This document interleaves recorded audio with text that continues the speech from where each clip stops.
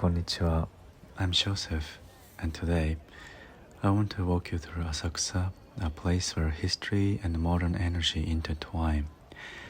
It's one of Tokyo's biggest tourist destinations, but the crowds can be overwhelming. Sure, you could stop by the tourist center and pick up a map or something, but just wandering around and getting lost is also a good way to find out about places. So in this video, I'll show you some lesser known spots in Asakusa, as well as overlooked stories behind well-known spots. それじゃあ始めましょう。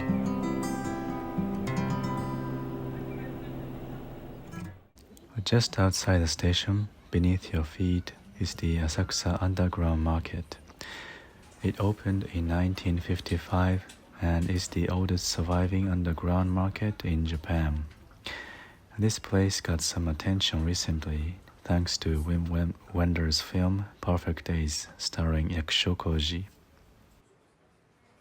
It's attached to the Ginza line, connecting major cities like Ueno, Shibuya, and Ginza, but it feels like a completely different world. Touristy areas in Asakusa can be so crowded and overwhelming, like I said earlier, but here it's quiet and dim and damp and musty, and I gotta say, it's not for everyone, but it has a raw local energy, like this obasan vacuuming the leakage and the cool aesthetic of the pipes exposed overhead. It reminds me of cyberpunk anime like Akira. This is the side of Tokyo I like to see, not entirely polished or planned. And at the back of the market, there is a narrow stairway that leads to the surface, and the ceiling is low and the path is so narrow. And there's a tiny barber shop that's been in business here for over 60 years. I want to try it someday when I have some hair to spare. And on the staircase, there is a massive stone blocking part of the path. I always wondered what it was, and it turns out that it's part of a nearby building's foundation, a remnant of old construction. See, Tokyo is not a perfect, spotless city. There are many of these kind of uncared for details from decades ago, here and there. Let's keep walking. I came back outside, and the sunlight hits so hard. The light. And this is Kaminarimon, the Thunder Gate, and probably the most famous tourist spot in Tokyo. You've seen this giant lantern with the kanji that says Kaminarimon, but that's actually just a nickname. The formal name is Furaijinmon, the gate of the wind and the thunder gods. But why wind and the thunder? Well, that's because on each side of the gate stand two fierce guardians, Fujin, the god of wind, and Raijin, the god of thunder, and together they protect the temple. The gate was first built in 942 by the samurai Taira no Himimasa. The iconic lantern came later, during the 18th century in the Edo period. After being destroyed by fire in the 19th century, the gate was gone for 95 years until 1960, when Konosuke Matsushita, the founder of Panasonic, donated funds to rebuild it. Although Matsushita didn't want any recognition regarding the lantern, his name is inscribed on the lantern. If you look underneath, you'll see a small dragon carving, which is a reference to the origin of Sensoji Temple.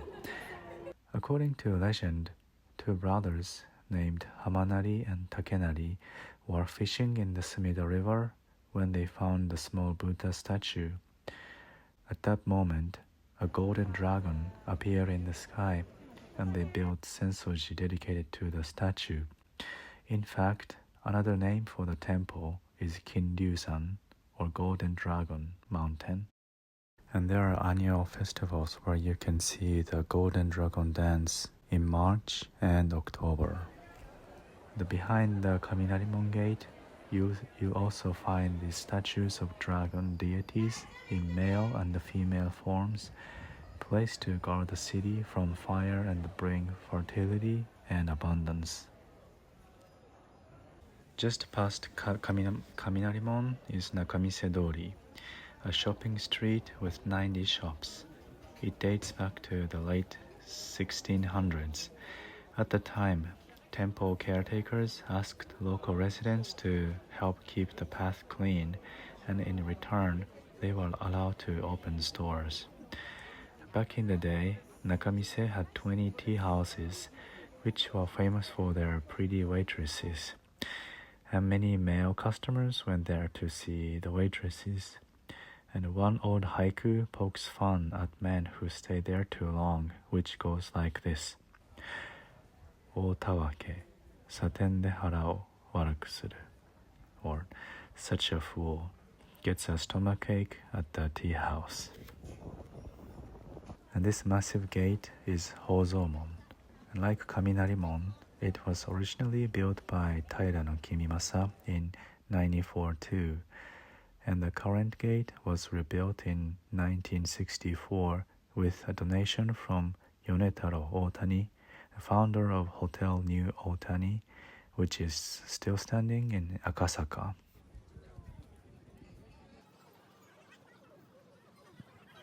And to the left stands the iconic 5-story pagoda, or Goju no To.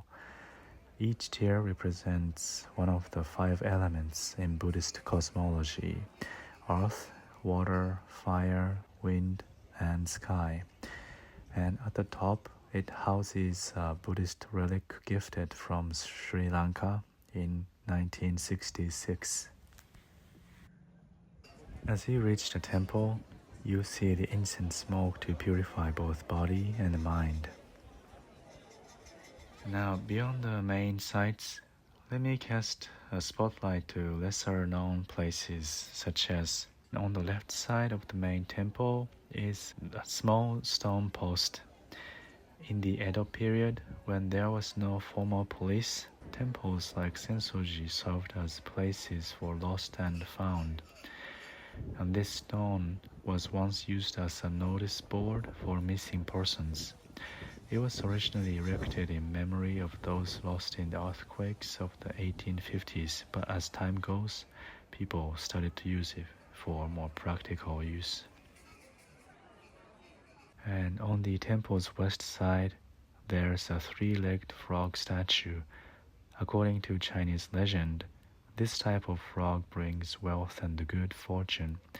This particular statue honors Okamoto Kido, a Japanese author who wrote a mystery story inspired by the legend and frog.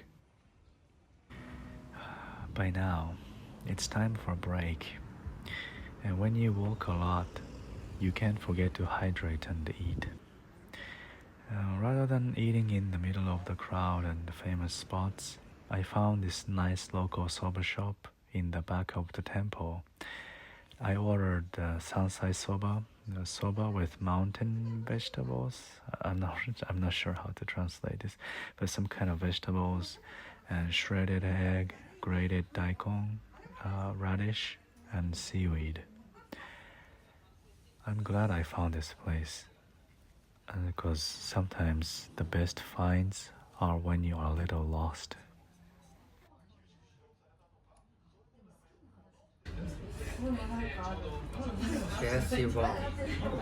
I'm full and recharged.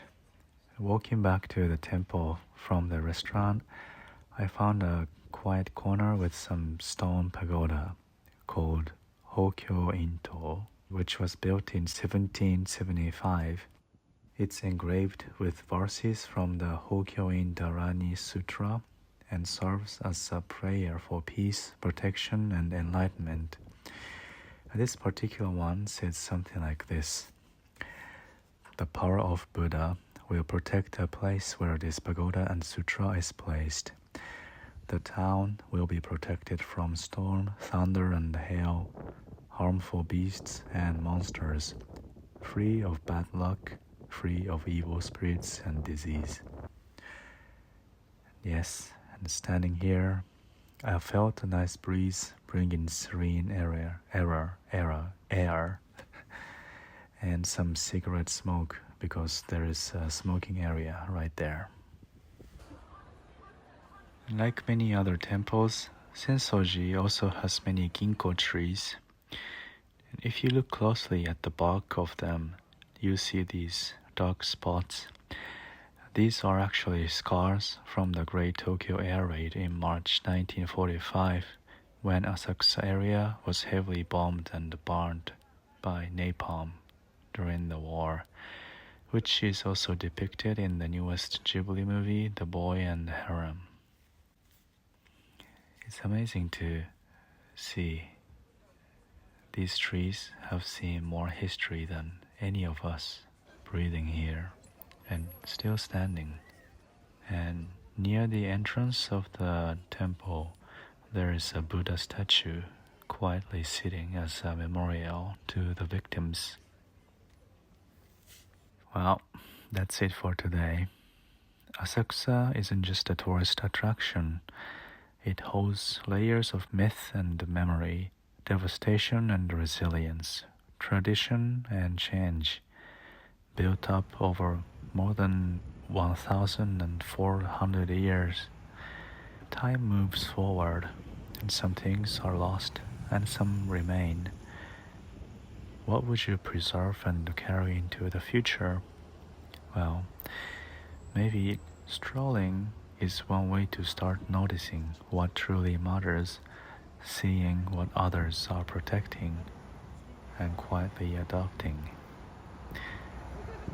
Thank you for walking with me today, and until next time, walk slowly and don't forget to hydrate.